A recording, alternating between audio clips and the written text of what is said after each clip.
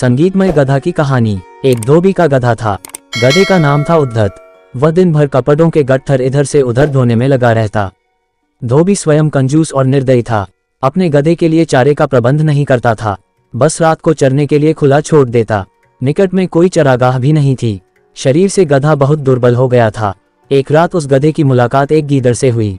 गीदड़ ने उससे पूछा, कहिए महाशय, आप इतने कमजोर क्यों हैं? गधे ने दुखी स्वर में बताया कि कैसे उसे दिन भर काम करना पड़ता है, खाने को कुछ नहीं दिया जाता, रात को अंधेरे में इधर उधर मुंह मारना पड़ता है।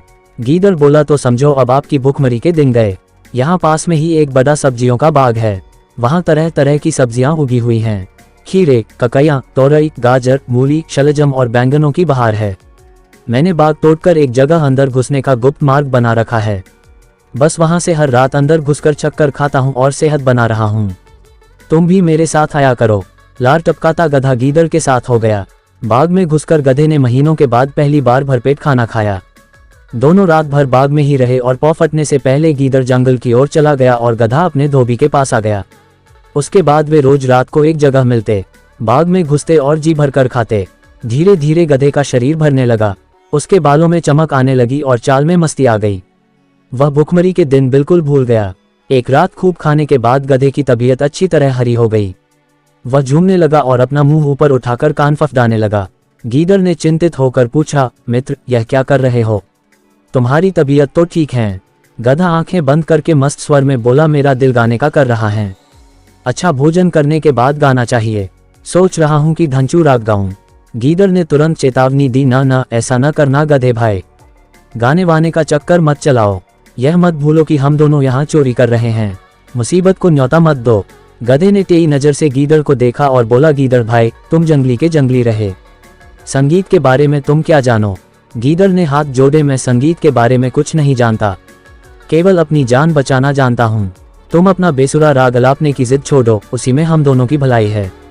गधे ने गीदड़ की बात का बुरा मानकर हवा में दुलत्ती चलाई और शिकायत करने लगा, तुमने मेरे राग को बेसुरा कहकर मेरी बेइज्जती की है। हम गधे शुद्ध शास्त्रीय लय में रेंगते हैं, वह मूर्खों की समझ में नहीं आ सकता। गीदड़ बोला, गधे भाई, मैं मूर्ख जंगली सही, पर एक मित्र के नाते मेरी सलाह मानो। अपना मुंह मत खोलो, बाग के चौकीदार जाग जाएंगे।